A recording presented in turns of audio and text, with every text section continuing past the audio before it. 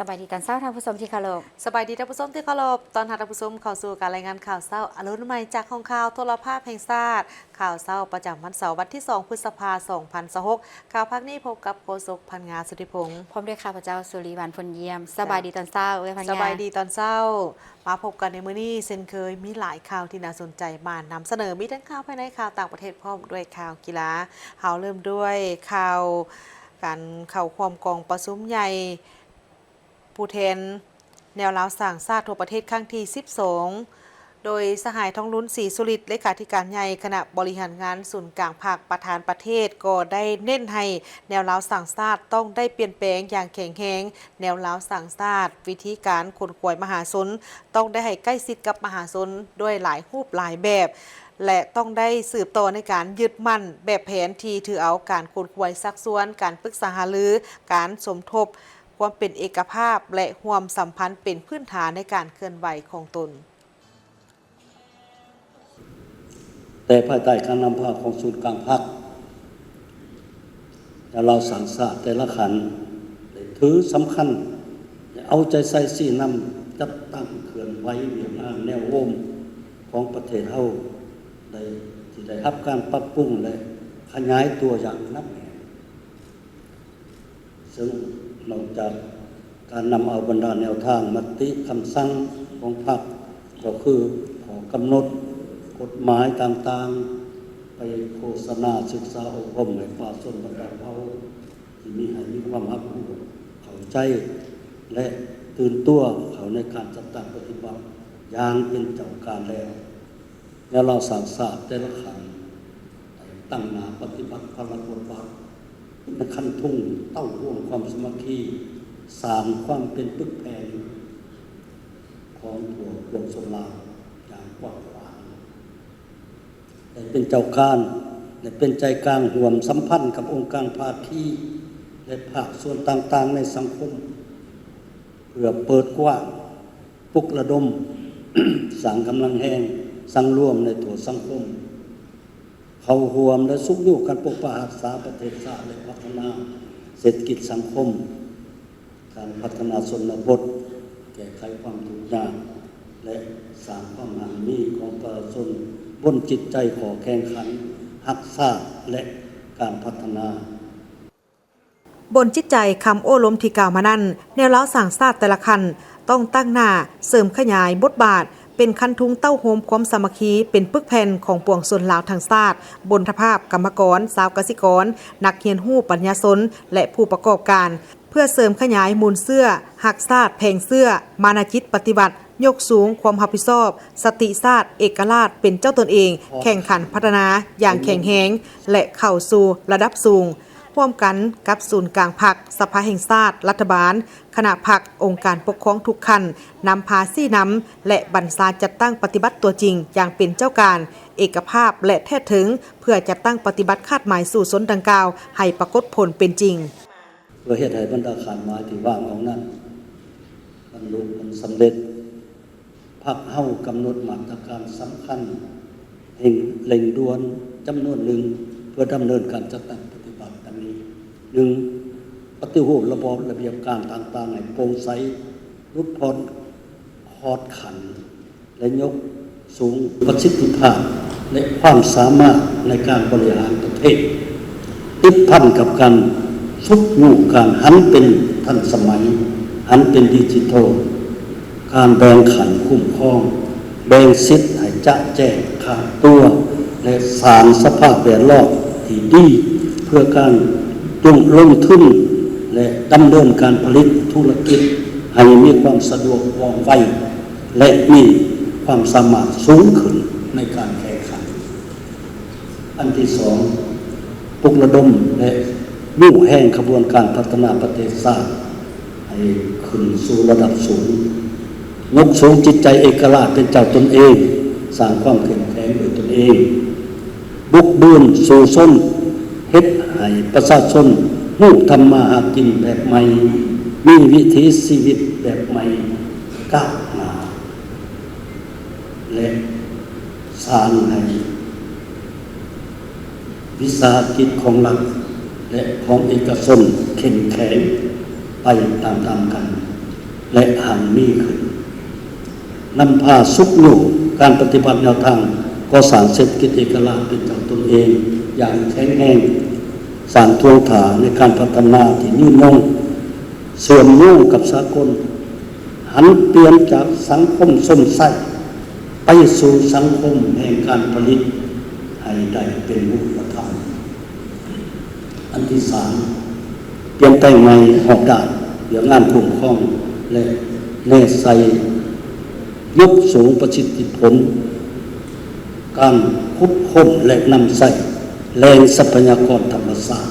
เป็นต้นแม่นคงเกบ่อแห่ทรัพยากรน้ำที่ดินให้กลายเป็นการผลิตที่ยืนยงเพื่อทวีการบริหารที่ดีสร้างความโปร่งใส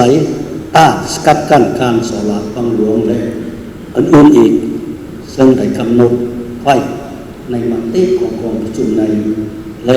มาตรการต่างๆที่ได้ระบุไว้ในมติของกองประชุมศูนย์กลางครั้งที่2นั่นแหละ พร้อมนั้นทุกภาคส่วนในสังคมต้องต้านบรรดาปัจจัยนอแหนงการสวยไส้ศาสนา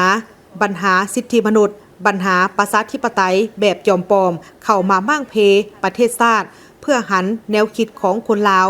เผ่าต่างๆไปสู่ความแตกแยกแบ่งสั้นวรรณะแบ่งแยกความสามัคคีตั้งหน้าเข้าร่วมขบวนการสกัดกั้นบรรดาปรากฏการณ์ย่อท่อเส้นปัญหายาเสพติดภัยสังคมการสวยไส้ฐานะตำแหน่งเพื่อหาผลประโยชน์ส่วนตัวในทันแถวพนักงานการส่อลาดบังหลวงการฟุ่มเฟือยและการเสริมขยายประชาธิปไตยในสังคมอย่างมีจุดสุ่มสร้างกลไกและระเบียบการส่งเสริมและค้ำประกันให้มหาชนได้เข้าร่วมการกวดกาการเคลื่อนไหวของพรรคขององค์การรัฐติดตามกวดกาผู้ที่ปฏิบัติหน้าที่และแจ้งข่าวให้การจัดตั้งอย่างทันการด้วยความเป็นจริงและเสนอทางออกด้วยความสร้างสรรค์บนพื้นฐานหลักการให้แก่ประชาชนฮู้ประชาชนปรึกษาหารือประชาชนเข้าร่วมประชาชนกวดกาและประชาชนได้รับผลประโยชน์เวลานี้ยิ่งกว่าเวลาใดหมดพวกเขาต้องให้ความสำคัญต่อการสืบต่ออย่างตั้งหน้าในการเสริมขยายที่ตั้งบทบาทของแนวเราสร้างสรรค์ในการเต่าโฮงความสมัครที่เป็นผู้แทนของสร้างเสริฐสู้สติเป็นเจ้าความเป็นเอกภาพเป็นอันหนึ่งอันเดียวยกสูงจิตใจเอกราชเป็นเจ้าตนเองของตนเองสร้างความเข้มแข็งโดยตนเองเพิ่มทวีความรับผิดชอบของคนลาวต่อศาสตรกรรมของประเทศชาติบ่ให้อิทธิกำลังใดๆมามากเพทำลายใดต้านบรรดานอแหนงการสวยไส้ศาสนาปัญหาสิทธิมนุษย์ปัญหาประชาธิปไตยแบบจอมปลอมเข้ามามากเพประเทศศาสตร์ของพวกเขาเพื่อหันเอาแนวคิดของคนลาวเอาต่างๆไปสู่ความแตกแยกการแบ่งสั้นวรรณะแบ่งแยกความสามัคคีตั้งหน้าเข้าร่วมในขบวนการสกัดกั้นบรรดาปรากฏการณ์หนอท่อเช่นปัญหายาเสพติดภัยสังคมการสวยใส่ฐานะตำแหน่งเพื่อผลประโยชน์ส่วนตัวในการแถวพนักงานและการส่อหลากบังหลวงการฟุ่มเฟือยและอื่นๆอันที่สองเราสั่งสร้างในบรรดาองค์การจัดตั้งการเมืองสังคมต้องยกสูงความรับผิดชอบในการเสริมขยายบทบาทติดตามกวดกาเสียงสะท้อนของสังคมในการผันขยายและการจัดตั้งปฏิบัติแนวทางนโยบายรัฐธรรมนูญกฎหมายและระเบียบการต่างๆของรัฐเสริมขยายประชาธิปไตยในสังคมอย่างมีจุดสูงสร้างกลไก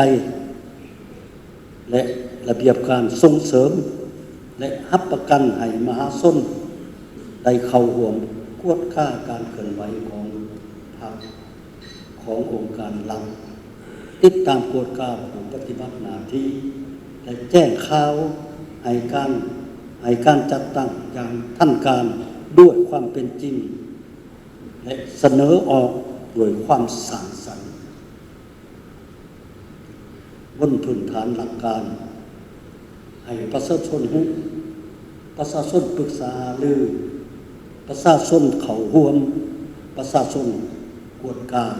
และประชาชนได้รับผลประโยชน์บนพื้นฐานแม่นความสามัคคีของพี่น้องร่วมชาติถูกชนเผ่าถูกเพศไว้เสริมขยายน้ำใจหักชาติความสามัคคีเป็นปึกแผ่นอุทิศสติปัญญาเหือแหงและความรู้ความสามารถประกอบส่วนเข้าในภารกิจแห่งการปกปักรักษาและพัฒนาสร้างสรรค์ประเทศชาติก้าวขึ้นอย่างนักแน่นด้วยผลงานไซสนะใหม่ที่มีคุณภาพและมีประสิทธิผลสูงกว่าเก่า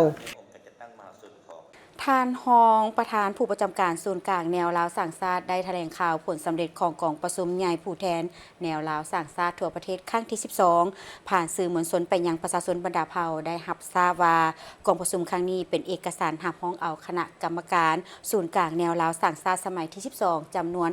250 สหายหญิง 55 สหายพระสงฆ์20 องค์ที่จะกลายเป็นตัวแทนของศูนย์กลางแนวลาวสร้างชาติเพื่อพร้อมกันปลุกระดมความสามัคคีของปวงส่วนลาวทางชาติกองประชุมพวกเขาได้รับฟังการรายงานการเมืองแผนพัฒนาวิทยางานองค์การแนวรบสร้างชาติแล้วก็ได้มีการปรับปรุงกฎระเบียบของแนวรบสร้างชาติสมัยที่ 12 นี้กองประชุมพวกเขาก็ได้รับห้องเป็นเอกสารกันต่อหารรายงานการเมืองแผนพัฒนาวิทยางานแนวรบสร้างชาติใน 5 ปีต่อหน้าได้รับห้องเอากฎระเบียบของศูนย์กลางแนวรบสร้างชาติใหม่ในสมัยที่ 12 นี้พร้อมกันนี้กองประชุมใหญ่ของพวกเขาก็ยังได้เป็นเอกสารรับห้องเอาบรรดาเนื้อในที่สำคัญโดยเฉพาะแมนกองประชุมใหญ่ได้รับห้องเอาบรรดาท่านคณะประจำคือดังนี้ซึ่งประกอบโดย11ท่านหญิง3ท่าน1ท่านศาสตราจารย์ปริญญาเอกกี้แก้วไข่คำพิทูล2ท่านลาประสงค์นาวงศ์สาย3ท่านนันบุษดีธนเมือง4ท่านปริญญาเอกดาเวียงศักดิ์วังวิจิตร5ท่านนางไสธิดาพรหมวิหาร6ท่านปริญญาเอกวีรพงศ์ภูมิดวงศรี7ท่านสุริปัญญารัศสมบัติ8ท่านไทยรอวาดเซ้ง9ท่านคำญาติรัศดาวงศ์10ท่านนางเพียงพันธ์บุภาพร11ท่านวันดีจันทร์สุบัติพร้อมกันนี้กองประชุมใหญ่จะได้รับห้องเอาแต่งตั้งประธานและห้องประธานดังนี้1ท่านศาสตราจารย์กี้แก้วไข่คำพิทูลเป็นประธานศูนย์กลางแนวรบสร้างชาติสมัยที่ 12 นี้2ท่านลาประสงค์ดาววงศ์ไซเป็นห้องประธาน3ท่านนางบุษดีธนเมืองเป็นห้องประธาน4ท่านปริญญาเอกดาวเวียงศักดิ์วังวิจิตรเป็นห้องประธาน5ท่านนางไสธิดาพรหมวิหารเป็นห้องประธาน6ท่านศาสตราจารย์ปริญญาเอกท่านปริญญาเอกวิรพงศ์ภูมิดวงศรีเป็นห้องประธาน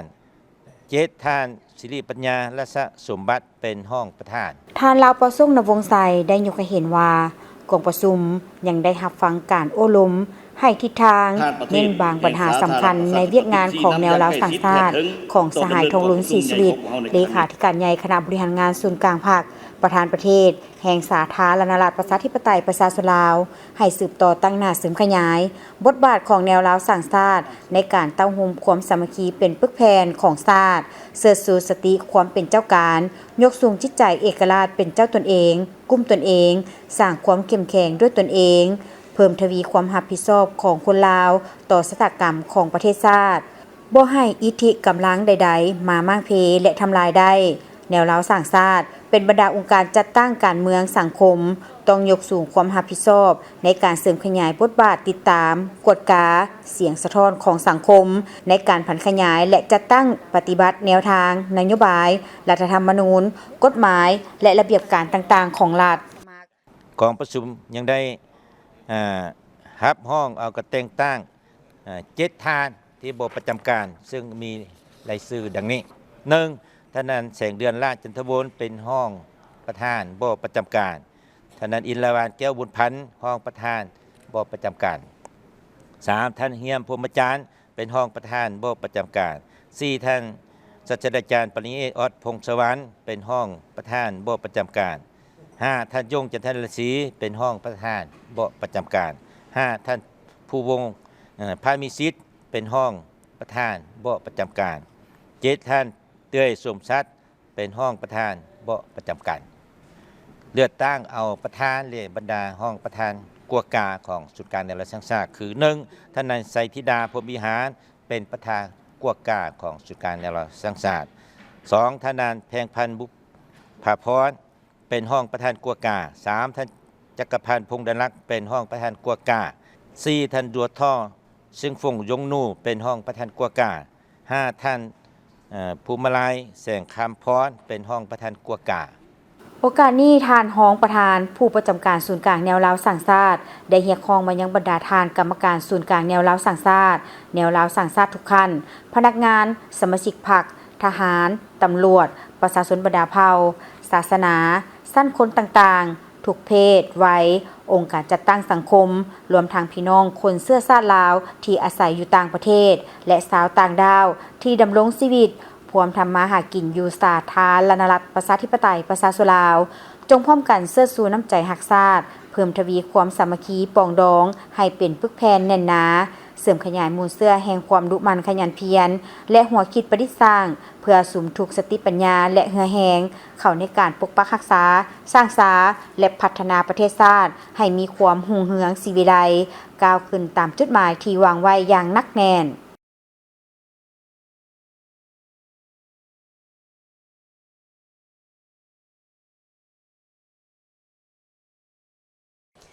กองประชุมใหญ่ผู้แทนแนวลาวสร้างชาติทั่วประเทศครั้งที่ 12 ได้ให้ทัศนะว่า 5 ปีที่ผ่านมาคณะกรรมการแนวลาวสร้างชาติในแต่ละขั้นแม่นได้เฮ็ดหน้าที่ของตนในแต่ละด้านโดยเฉพาะก็แม่นในการเป็นเจ้าการเต้าโฮมความสามัคคีปองดองประชาชนลาวบรรดาเผ่าอย่างต่อเนื่องสุขยู่ส่งเสริมหัวหน่วยธุรกิจเข้าในการพัฒนาและมีผลสำเร็จในหลายด้านภายหลังที่สำเร็จกองประชุมใหญ่ผู้แทนในครั้งนี้แล้วก็จะฮีบฮ้อนนำเอามติของกองประชุมนี้นำไปจัดตั้งปฏิบัติอย่างฮีบด่วนเข้าในเวียกงานที่ตนรับผิดชอบในโอกาสที่ผู้แทนได้เข้าร่วมกองประชุมใหญ่ผู้แทนแนวลาวสร้างชาติทั่วประเทศครั้งที่ 12 ท่านคำไลปัญญาคูณกรรมการศูนย์กลางแนวลาวสร้างชาติได้ให้สัมภาษณ์ต่อทีมข่าวโทรภาพแห่งชาติลาวว่าคณะกรรมการแนวลาวสร้างชาติแต่ละขั้นได้ถือเป็นปัญหาสำคัญเป็นเจ้าการในการศึกษาอบรมเต้าโฮมความสามัคคีปองดองปลุกระดมคนกวยประชาชนลาวบรรดาเผ่าอยู่ร่วมกันด้วยความสามัคคีมีน้ำใจหักชาติหักระบบประชาธิปไตยประชาชนเข้าร่วมปฏิบัติแนวทางนโยบายของพรรคระเบียบกฎหมายของรัฐและเวียกงานขององค์การปกครองท้องถิ่น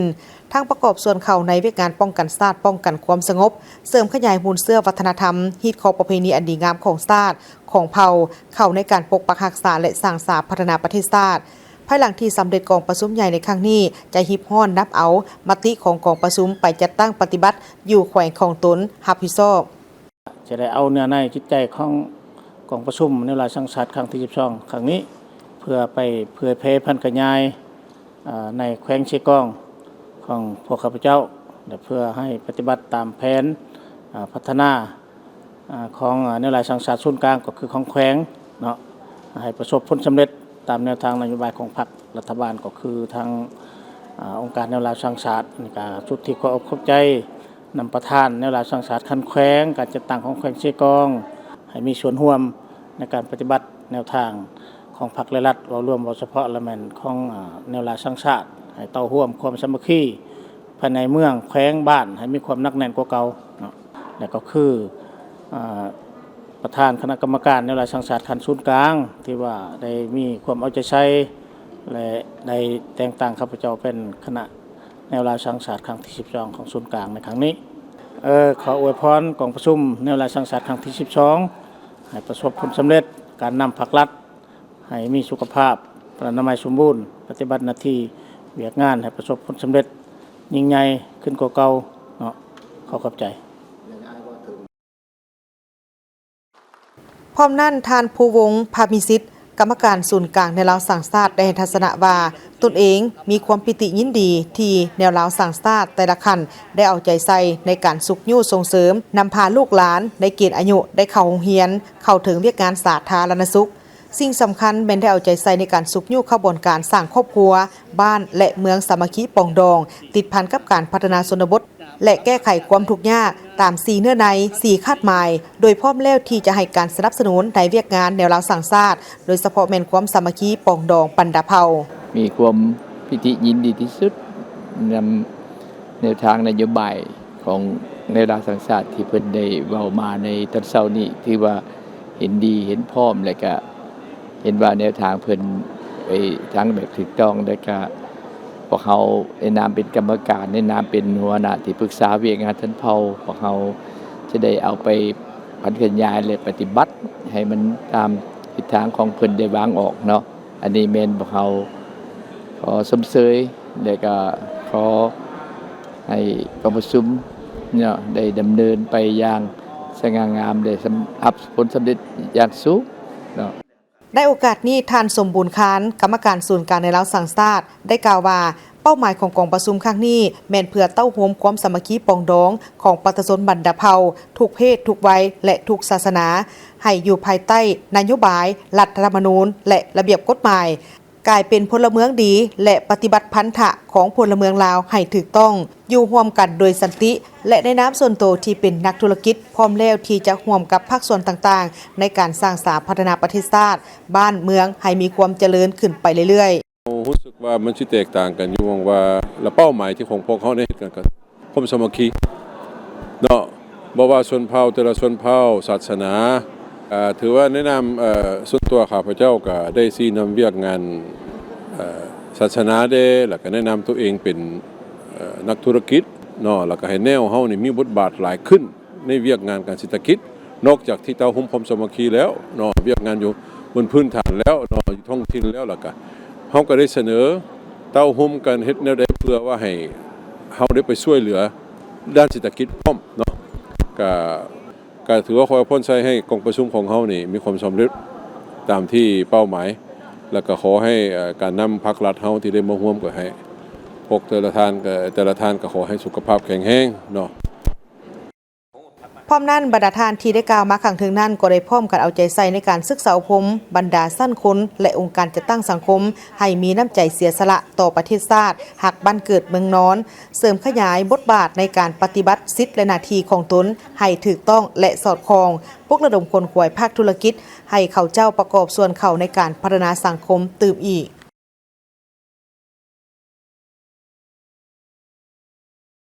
ศูนย์กลางสหพันธ์กรรมบาลลาวจัดกิจกรรมยางเพื่อสุขภาพเฉลิมฉลองวันกรรมกรสากลครบรอบ140 ปีภายใต้คำขวัญกรรมบาลลาวเข้มแข็งทันสมัยสามัคคีมีวินัยและน้ำใจสากลกรรมอาชีพสามัคคีปุ่มลุ่มกันกิจกรรมยางเพื่อสุขภาพเฉลิมฉลองวันกรรมกรสากลจัดขึ้นวันที่1 พฤษภาคม 2026ที่สวนประตูไซนครหลวงวิจันทร์ให้เกียรติเข้าร่วมโดยมีทานกีแก้วไข่คำพิทูลประธานศูนย์กลางแนวลาวสร้างชาติทานคำพันธ์เผยยวงศ์หัวหน้าคณะโฆษณาโฮมศูนย์กลางภาคมีบรรดารัฐมนตรีรองรัฐมนตรีประธานรองประธานสหพันธ์กรรมบาลกระทรวงองค์การนครหลวงเวียงจันทร์ผู้ตั้งหน้าเจ้าองค์การจัดตั้งสากลประจำลาวพนักงานรัฐกรสมาชิกกรรมบาลกรรมกรผู้ออกแห่งงานและมวลชนเข้าร่วมโอกาสดังกล่าวท่านวิไลวงศ์คเสริมรองประธานคณะบริหารงานศูนย์กลางสหพันธ์กรรมบาลลาวได้ยกให้เห็นประวัติแห่งการกำเนิดเติบใหญ่ของวันกรรมกรสากลครบรอบ140 ปี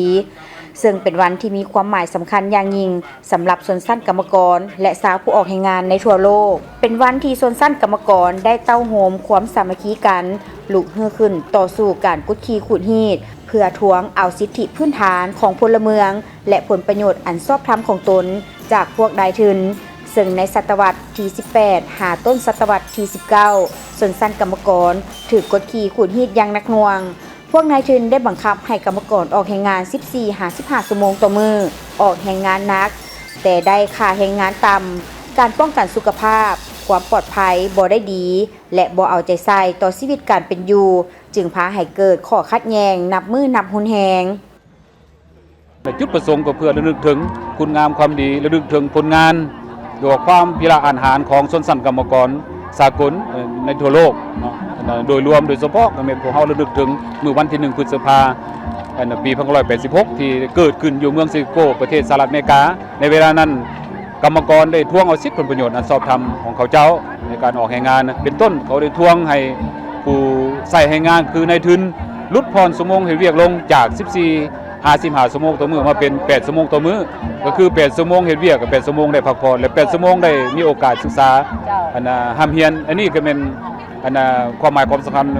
และอีกอย่างหนึ่งในมื้อนี้ก็เพื่อระลึกถึงเฮ็ดให้กรรมกรลาวชนชั้นกรรมกรลาวก็คือชาวแรงงานลาวโดยเฉพาะ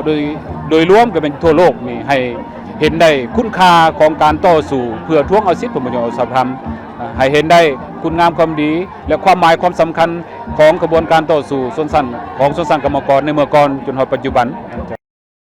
วันที่1 พฤษภาคมของทุกๆปีจึงได้กลายเป็นวันบุญใหญ่ของชนชั้นกรรมกรและสาวผู้ออกแรงงานในทั่วโลกเป็นวันแห่งมหาสามัคคีของชนชั้นกรรมกรทั่วโลกที่ได้แสดงพลังงานที่เข้มแข็งของตนและมีการเฉลิมฉลองอย่างคึกคืนในแต่ละปีอยู่หลายประเทศในทั่วโลก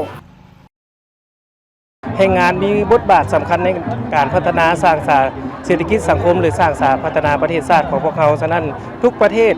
ไม่ว่าจะสปป.ลาวของพวกเขาก็ได้จัดกิจกรรมที่มีความหมายความสำคัญนี่ปีนี้เป็นปีครบรอบ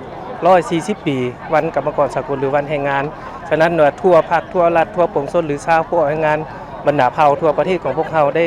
มาเต้าโฮมกันบ่ว่าจะอยู่นครหลวงเวียงจันทร์ก็อยู่ทั่วทุกบอนที่มีงานโดยเฉพาะแม่นนครหลวงเวียงจันทร์ของพวกเขามื้อนี้ได้จัดกิจกรรมที่ยิ่งใหญ่ที่มีความหมายความสำคัญบรรดาแรงงานทุกภาคส่วนทุกแขนงการก็ได้มาเต้าโฮมกันในการย่างเพื่อเฉลิมฉลองวันดังกล่าวนี้ยังมีความหมายความสำคัญที่สุดแรงงานเป็นสิ่งสำคัญในการซุกยู่พัฒนาเศรษฐกิจของประเทศเฮาให้เจริญก้าวหน้าและสำหรับทั่วทุกแขนงการโดยเฉพาะเป็นแขนงการโทรภาพแห่งชาติของพวกเขาหรือสื่อมวลชนของพวกเขาก็ได้มาเข้าร่วมประกอบกิจกรรมที่มีความหมายความสำคัญนี้เนื่องในโอกาสครบรอบ140 ปีนี้เนาะในการเฉลิมฉลองวันกรรมกรสากลทางบริษัทพวกข้าพเจ้าบริษัทเบลาวนี้เนาะก็เป็นบริษัทหนึ่งที่มีการจ้างงานหลายตำแหน่งและพวกเราเห็นคุณค่าของการจ้างงานนี้และเห็นในใดเพื่อเป็นการส่งเสริมและสุขยู่ให้พวกข้าเจ้าฮั่นได้มีชีวิตการเป็นอยู่ที่ดีขึ้นและมีมาตรฐานในการเฮ็ดเวียกสูงและทั้งนั้นทั้งนี้ก็จะเคียบห้องมาทั้งภาครัฐและภาคเอกชนหรือว่าหัวหน่วยธุรกิจอื่นๆที่มีการจ้างแรงงานนี่ต้องได้เอาใจใส่แท้ๆในการจ้างแรงงานพวกเราต้องให้คุณค่าเขาและก็เห็นในใดเพื่อเป็นการส่งเสริมสุขยู่มีการฝึกอบรมให้พวกเจ้าบ่ว่าจะเป็นเรื่องสุขภาพและความปลอดภัยซึ่งแม่นเวียกงานหนึ่งที่พวกเฮาให้บุริมสิทธิ์สำคัญหลายในบริษัทและปัจจุบันเนาะมาถึงนี่แหละเฮาก็อยากห้องถึงไอ้น้องเฮาที่ว่ามีสติในการที่ว่าเฮียนฮู้อัพความรู้เพิ่มเติมความรู้เฮาขึ้นกรรมกรก็มีเกียรติศักดิ์ศรีบอนสังคมใดบ่มีกรรมกรบอนนั้นจะบ่มีความก้าวหน้าเนาะเฮาเป็นแห่งกำลังหนึ่งของกรรมกรเนาะและให้ฮักเสื้อแพงชาติให้กลับมาประเทศเฮาเนี่ยเนาะไปประเทศใดก็บ่สู่ประเทศเฮาดอกสิกินหยังอยู่ใดเนาะก็ฝากถึงที่ว่าไอ้น้องกรรมกรที่ว่าอยู่ทั่วโลกถือว่าพวกเขามีความพอใจเป็นอย่างยิ่งเนาะเพราะว่าบริษัทเบียร์ลาวของพวกเขาเนื่องจากว่า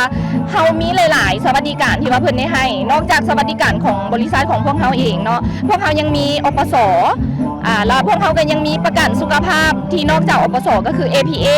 จากบริษัทพงสวรรค์เนาะที่ว่าเพิ่นครอบคลุมมาสุขภาพที่ว่านอกจากโรงหมอรัฐแล้วยังมีเครือข่ายโรงหมอเอกชนหลายๆแห่งอีกเนาะนอกเหนือจากนั้นยังมีนโยบายจาก3องค์การจัดตั้งของพวกเขาเองนี่แหละจากสหพันธ์มีหญิงของพวกเขาภายในบริษัทเองอีกน้ำตื่มเจ้ามื้อนี้ยังมีการเข้าร่วมวันย่างวันกรรมกรก็รู้สึกว่าดีใจหลายเพราะว่าปีกายเฮาก็ได้เข้าร่วมปกตินะเพราะว่าคือแบบเฮาได้ย่างออกกำลังกายเพื่อสุขภาพแล้วก็ได้มีการเตาโฮมว่าวันกรรมกรของเฮาเป็นวันที่ว่าแรงงานต้องได้มีการจัดขบวนการย่างกิจกรรมย่างในครั้งนี้แมนได้เริ่มจากสวนประตูไซไปหาหอคำแล้วกลับคืนสู่สวนประตูไซซึ่งกิจกรรมครั้งนี้บ่เพียงแต่เป็นการเฉลิมฉลองวันกรรมกรสากลเท่านั้น แต่ยังเป็นการช่วยสร้างความรับรู้ให้สังคมเห็นถึงความสำคัญของสิทธิแรงงานและการปกป้องผลประโยชน์ของผู้ใช้แรงงานให้ดีขึ้นซึ่งจะกลายเป็นกำลังหลักแรงในขบวนการสร้างสรรค์พัฒนาเศรษฐกิจสังคมของประเทศการเฉลิมฉลองครบรอบ140 ปีวันกรรมกรสากลบริษัทเบียร์ลาวจำกัดได้จัดกิจกรรมในการเฉลิมฉลองวันความปลอดภัยและสุขภาพโลก 2026 ปีนี้ครบรอบ23 ปี ภายใต้หัวข้อเบียร์ลาวขับเคลื่อนวัฒนธรรมความปลอดภัยเป็นหนึ่งในกิจกรรมของการต้อนรับเฉลิมฉลองวันกรรมกรสากลครบรอบ140 ปีตอนบ่ายวันที่29 เมษายน 2026 ที่บริษัทเบียร์ลาวจำกัดได้จัดกิจกรรมวันความปลอดภัยและสุขภาพโลกภายใต้หัวข้อเบียร์ลาวขับเคลื่อนวัฒนธรรมความปลอดภัยเป็นเกียรติกล่าวเปิดของทานเฮนริกจูเอลแอนเดอร์สันอำนวยการใหญ่พร้อมด้วยคณะผู้บริหารบริษัทเบียร์ลาวจำกัดห้องการตำรวจปกส.นครหลวงเวียงจันทน์ต่างหน้าโดยพันโทสังคมพรหมราชหัวหน้าแผนกตำรวจจราจรครูห่วมธุรกิจที่ปินอ้อมและสื่อมวลชนเข้าร่วมในทุกๆวันที่18 เมษายนของทุกปีเป็นวันความปลอดภัยและสุขภาพโลกโดยองค์การแรงงานสากล ILO สร้างตั้งขึ้นแต่ปี 2003 และในปี 2026 นี้ครบรอบ23 ปีแห่งการสร้างจิตสำนึกด้านความปลอดภัยในระดับโลกสำหรับกลุ่มบริษัทคัชเบิร์กและบริษัทเบียร์ลาวจำกัดได้ให้ความสำคัญอย่างยิ่งต่อวันสำคัญนี้โดยมุ่งเน้นในการสร้างจิตสำนึกและปรับเปลี่ยนพฤติกรรมเพื่อลดพรอุบัติเหตุการบาดเจ็บและการเสียชีวิตทั้งในสถานที่เฮ็ดเวียกและตามท้องถนนพวกเราให้ความสำคัญหลายเกี่ยวกับสุขภาพและความปลอดภัยของพนักงานซึ่งแต่ละปีพวกเราก็จัดงานลักษณะค่ายเคียงนี้ขึ้นแต่ปีพิเศษปีนี้พวกเราได้มีการเสื้อเซิร์เนาะทางภาครัฐก็คือภาคตำรวจจราจรเนาะให้เพิ่นเข้ามามีบทบาทและก็มีส่วนร่วมเฮ็ดใดเพื่อพนักงานกรรมกรของพวกเรานี่เข้าใจในระเบียบหลักการและสามารถปฏิบัติกฎระเบียบจราจรบนท้องถนนหลวงนี่ให้เคร่งครัดนำกันเฉพาะวันกรรมกรครบรอบ140 ปีที่จะมาถึงนี้อันนี้ก็แม่นอันนึงที่นอนอยู่ในกิจกรรมของคณะกรรมบาลหรือว่ากรรมบาลของบริษัทของเราได้ลิงเห็นความสำคัญของพนักงานกรรมกรและให้ความสำคัญของพวกเขาเจ้าเนาะและให้ความรู้มีการฝึกอบรมให้เขาเจ้าและพร้อมเดียวกันนั้นกับบ่แม่นจะมีแต่การนำใส่งานอันนี้มันเป็นส่วนหนึ่งที่การให้สิ่งตอบแทนแก่พนักงานระยะยาวเนาะสำหรับสถิติล่าสุดแสดงให้เห็นว่าในทุกๆ1นาทีจะมี5คนเสียชีวิตจากการเฮ็ดเวียกและอุบัติเหตุทางถนนซึ่งในปีผ่านมามีพนักงานและผู้รับเหมาในกลุ่มบริษัทคัชเบิร์กจำนวน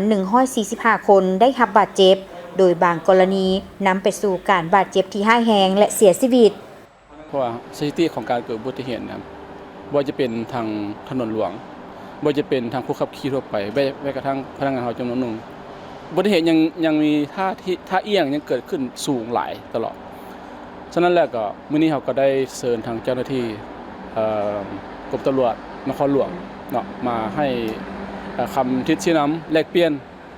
แล้วก็แลกเปลี่ยนคำถามซึ่งกันและกันว่าเฮาเช็คได้เพื่อให้ระเบียบจราจรนักขับขี่ทุกท่านเนาะใ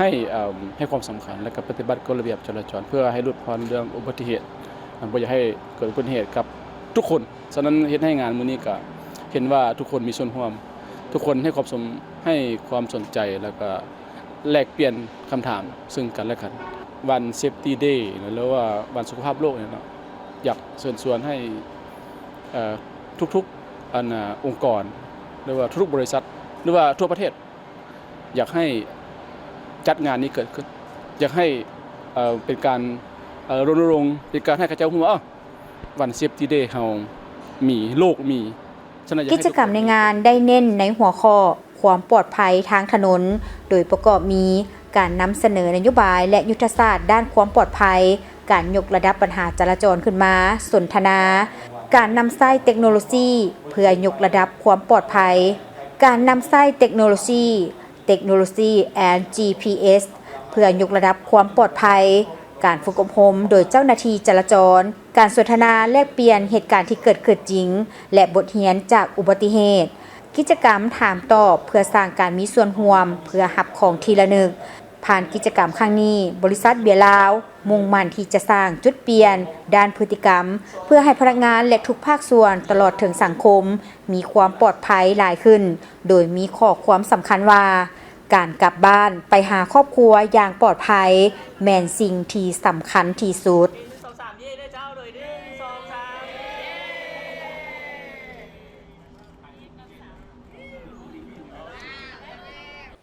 วันที่1 พฤษภาเป็นวันกรรมกรสากลซึ่งปีนี้ก็หมุนเวียนมาบรรจบครบรอบ140 ปีพอดี1 พฤษภานี่เป็นวันที่มีความหมายสำคัญของชนชั้นกรรมกรและสาวผู้ออกแรงงานในทั่วโลกโดยเฉพาะก็แม่นในขบวนการต่อสู้เพื่อปกป้องสิทธิและผลประโยชน์อันชอบธรรมของตนวันที่1 พฤษภาของทุกๆปีได้กลายเป็นวันบุญใหญ่ของชนชั้นกรรมกรในทั่วโลกเมื่อหวนคืนประวัติศาสตร์มูลเสื้อประวัติความเป็นมาของวันกรรมกรสากลโดยเฉพาะแม้นในท้ายศตวรรษที่ 18 หาต้นศตวรรษที่ 19 หลายประเทศในทวีปยุโรปและอเมริกาได้โค่นล้มระบอบศักดินาและสร้างตั้งระบอบนายทุนขึ้นแทนย้อนความเรียกร้องต้องการของสังคมในการตอบสนองทางด้านวัตถุสิ่งของต่างๆเข้าในการรับใช้ชีวิตประจำวันนับมือสูงขึ้นในเวลานั้นมีหลายประเทศบ่ทันสามารถตอบสนองตามความเรียกร้องต้องการของสังคมได้จึงได้นำพาประเทศของตนก้าวเข้าสู่การผลิตแบบอุตสาหกรรมสร้างโรงจักรโรงงานขึ้นหลายแห่งจำนวนกรรมกรก็มีการเติบใหญ่ขยายตัวไปพร้อมๆกับการขยายตัวของการผลิตแต่ภายใต้การปกครองของพวกนายทุนชนชั้นกรรมกรได้ถูกกดขี่ขูดรีดนับมือยิงนักหน่วงการออกแรงงานสุดที่ลำบากและมีความเสี่ยงสูงต่อชีวิตนายทุนนับมือเพิ่มทวีการบังคับข่มเหงให้กรรมกรและผู้ออกแรงงานโดยบ่มีเวลาพักผ่อนมือหนึ่งเฮ็ดเวียก 14-15 ชั่วโมงการออกแรงงานหนักแต่ค่าแรงงานผัดต่ำต่อหน้าสภาพการคือแนวนั้นขบวนการของมหาชนได้ลุกฮือขึ้นต่อสู้พร้อมกันอยู่ตามบรรดาโรงจักรโรงงานส่วนสั้นกรรมกรก่อสามัคคีกันต่อสู้ท้วงเอาสิทธิ์และผลประโยชน์ของตนอยู่บรรดาประเทศทุนนิยมและรัสเซียโดยคนล้มระบอบนายทุนเพื่อปฏิบัติคำขวัญมือหนึ่งเฮ็ดเวียก8ชั่วโมงและกำหนดเอาวันที่1 พฤษภาคม 1886 เป็นวันกรรมกรสากลนับแต่นั้นมาวันที่1 พฤษภาคมของทุกๆปีจึงได้กลายเป็นวันบุญใหญ่ของชนชั้นกรรมกรในทั่วโลกจากเหตุการณ์ของวันที่1 พฤษภาคม 1886 มันได้สร้างกระแสฟ้องอันใหญ่หลวงและแข็งแรงถึงขบวนการกรรมกรอยู่ทวีปยุโรปและทวีปอเมริกาเป็นกำลังใจให้ขบวนการต่อสู้ของกรรมกรในทั่วโลกทั้งเป็นบาดก้าวขยายตัวแห่งไสชนะ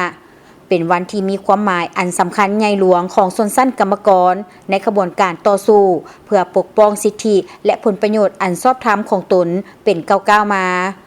สำหรับประเทศลาวเฮากรรมกรและสาวผู้ออกแรงงานลาวติดพันกับขบวนการประวัติศาสตร์ในแต่ละระยะประกอบส่วนเข้าในภารกิจต่อสู้ปลดปล่อยชาติภายใต้การนำพาของพรรคอย่างสำเร็จผลและสืบต่อปฏิบัติภารกิจปกปักรักษาและพัฒนาประเทศชาติอย่างตั้งหน้ามีผลสำเร็จการเฉลิมฉลองวันกรรมกรสากลปี 2026 อยู่สาธารณรัฐประชาธิปไตยประชาชนลาวได้มีหลายกิจกรรมเป็นต้นการปาฐกถามูลเสื้อวันกรรมกรสากลกิจกรรมย่างของมหาชนเพื่อสุขภาพการสร้างขบวนการแข่งขันสีมือแห่งงานบริจาคเลือดช่วยสังคมแข่งขันกีฬาศิลปะและกิจกรรมถามตอบความรู้อยู่ตามหัวหน่วยแห่งงานทั่วประเทศเพื่อเสริมขยายบทบาทลักษณะดีเลิศของชนชั้นกรรมกรและเพิ่มทวีการปกป้องสิทธิผลประโยชน์ของผู้ออกแรงงานลาวยกระดับความรู้ด้านวิทยาศาสตร์เทคโนโลยีให้กรรมกรลาวเพื่อเป็นกำลังหลักในการขับเคลื่อนเศรษฐกิจสังคมของชาติอย่างเข้มแข็งได้มีกองประชุมเวทีปราศัยการพัฒนาสีเขียวและยินยงขององค์การร่วมมือเซี่ยงไฮ้ซึ่งจัดขึ้นในระหว่างวันที่28 ถึงวันที่ 30 เมษายนที่ผ่านมาเป็นเวทีเพื่อการแลกเปลี่ยนระหว่างเจ้าหน้าที่และวิชาการเพื่อเป็นการแก้ไขปัญหาสิ่งแวดล้อมรายละเอียดติดตามได้ทีมข่าวมีรายงานพิธีเปิดกองประชุมเวทีปราศัยการพัฒนาสีเขียวและยืนยงขององค์การร่วมมือเซี่ยงไฮ้ ได้จัดขึ้นในตอนเช้าวันที่29เมษายน2026อยู่นครนิงโปแขวงเทิดเจียงประเทศจีนโดยมีเจ้าหน้าที่จากบรรดาประเทศสมาชิกขององค์การร่วมมือเซี่ยงไฮ้เจ้าหน้าที่ด้านสิ่งแวดล้อมนักการทูตตัวแทนจากองค์การจัดตั้งสากลผู้นำด้านธุรกิจนักวิชาการและสื่อมวลชนหลายกว่า300คนเข้าร่วมในฐานะเป็นเวทีโครงการแลกเปลี่ยนคนกับคนของบรรดาประเทศสมาชิกองค์การร่วมมือเซี่ยงไฮ้เป็นครั้งทำอิฐของปีนี้คาดว่าจะมีบทบาทอันสำคัญที่ส่งเสริมในการร่วมมือทางด้านการพัฒนาสีเขียวและเร่งการหันเปลี่ยนกักก้นต่ำในทั่วภาคพื้นอิงตามหัวข้อการสุกยิ้วขอริเริ่มการปกครองทั่วโลกและส่งเสริมสีเขียวและการพัฒนาแบบยืนยงขององค์การร่วมมือเซี่ยงไฮ้เวทีปราศรัยครั้งนี้แม่นจัดร่วมกันโดยคณะกรรมการบ้านใกล้เฮือนเคียงที่ดีมิตรภาพและการร่วมมือขององค์การร่วมมือเซี่ยงไฮ้กระทรวงนิเวศวิทยาและสิ่งแวดล้อมของจีนและองค์การปกครองแขวงเจิดเจียงเพื่อสุกอยู่การร่วมมือสีเขียวเพื่อความยืนยงของทั่วโลกการปกครองความหลากหลายทั้งชีวนานาพันธุ์ผ่านการคุ้มครองแบบรวมศูนย์และการนำใช้นวัตกรรมเทคโนโลยีสำหรับการหันเปลี่ยนสีเขียวในระยะดำเนินของประชุมในเวลา3วันผู้เข้าร่วมได้มีการสนทนาหลายหัวข้อที่กลุ่มคงเขตต่างๆเช่น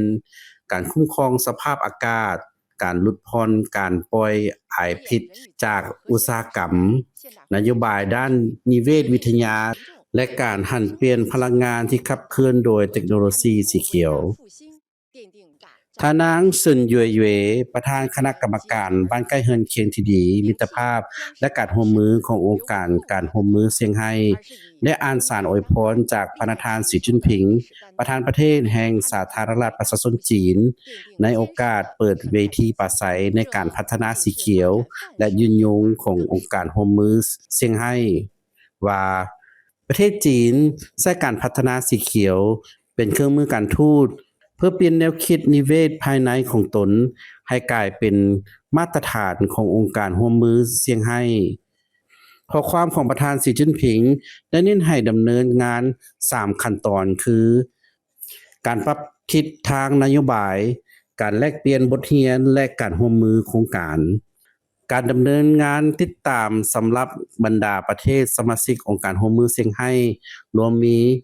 การปรับปรุงนโยบายสิ่งแวดล้อมของตนให้สอดคล้องกับวาระสีเขียวของจีน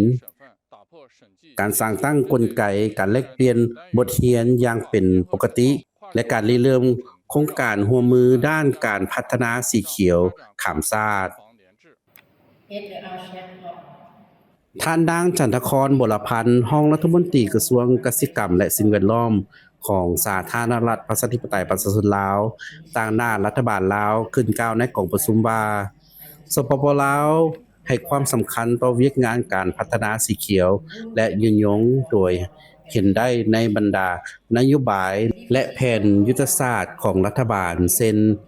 ยุทธศาสตร์การขยายตัวสีเขียวยุทธศาสตร์การคุ้มครองที่ดินและการปรับปรุงกลไกการคุ้มครองสิ่งแวดล้อมและบรรดาระเบียบการพร้อมนั้นทางนางบุรพันธ์ได้เน้นว่ายุทธศาสตร์การเติบโตสีเขียวของสปป.ลาวมีเป้าหมายจะบรรลุปล่อยไอก๊าซสีเขียวเป็นศูนย์ในปี 2050 โดยการสมดุลการปล่อยไอแก๊สและการกำจัดเพื่อบรรลุเป้าหมายในระยะยาวนี้ประเทศลาวได้พัฒนายุทธศาสตร์การพัฒนากักก้นต่ำเพื่อชี้นำการพัฒนาประเทศในระยะกลางถึงปี 2030 และระยะยาวถึงปี 2050 และมีการสนับสนุนการเปลี่ยนแปลงไปสู่เศรษฐกิจกักบนต่ำรัฐบาลลาวได้สำเร็จทางบทแผนงานแห่งชาติครั้งที่ 2 เกี่ยวกับการแก้ไขการเปลี่ยนแปลงดินฟ้าอากาศและสำเร็จแผนการดำเนินงานที่เกี่ยวข้องพร้อมกันนั้นได้พัฒนาคำสั่งเกี่ยวกับสินเชื่อกักบอนและกักเกียมแผนการปรับตัวแห่งชาติสำหรับการเปลี่ยนแปลงดินฟ้าอากาศกองประชุมเวทีปราศรัยการพัฒนาสีเขียวและยืนยงได้ประกาศขอริเริ่มนิ่งโป สำหรับการร่วมมือการพัฒนาแบบยืนยงขององค์การร่วมมือเซี่ยงไฮ้เพื่อส่งเสริมความเห็นดีเห็นพร้อมที่กว้างขวางกว่าเก่าในระยะ3วันที่ขณะที่การเยี่ยมยามชมสถานที่ต่างๆจะเฮ็ดให้ผู้เข้าร่วมได้เห็นผลสำเร็จของแขวงเจ้าเจียงในการพัฒนาและความทันสมัยทางด้านนิเวศวิทยาอย่างใกล้ชิดแขวงเจ้าเจียงเป็นหนึ่งในแขวงที่อุดมสมบูรณ์ที่สุดของประเทศจีนโดยมีการผสมผสานการพัฒนาที่ทันสมัยอย่างว่องไวและรักษารากฐานประวัติศาสตร์และวัฒนธรรมอันลึกซึ้งโดยได้รับการยอมรับว่าเป็นศูนย์แจกจ่ายสินค้าขนาดน้อยที่ใหญ่ที่สุดในโลกและเป็นศูนย์รวมการพัฒนาเทคโนโลยีอุตสาหกรรมดิจิทัลนวัตกรรมปัญญาประดิษฐ์และรักษาสิ่งแวดล้อมสุภักษรศิลาเพชรรายงานจากนครหนิงโปแขวงเจ้าเจียงประเทศจีนจบการรายงานข่าวภาคเศร้าแต่เพียงเท่านี้พบกับทีมข่าวได้ใหม่ในการรายงานข่าวภาคต่อไปส่วนข่าวภาคนี้โฆษกทั้งสองพร้อมกับทีมข่าวเศร้าลาท่านผู้ชมไปก่อน สบายดี สบายดี